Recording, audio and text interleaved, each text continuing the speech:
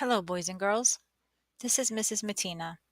This screencast will show you how to access the photo album for you to look through the library of pictures and the library of 360-degree pictures for your project.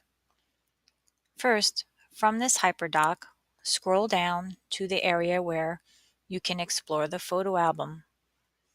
In this example, I will select the 360-degree photo album option. Click on that link, and you will go to the photo album for Mr. B's backyard that has 360-degree images. Simply browse through the pictures by scrolling down. Click on a picture that you're interested in, and you can pan through the picture by clicking and dragging through and looking all around to see if this is the picture that you want for your project. Once that's done, click on the three-dot menu up at the top right corner and select Download. This picture will be downloaded to your Chromebook. Once that's completed, go to Tour Creator,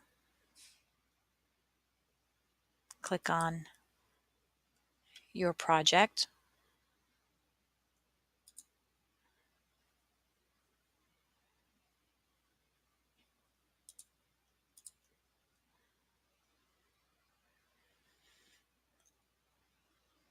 click on Add a Scene, click on Upload, and you are going to select a 360-degree image from your device. Find the image that you just downloaded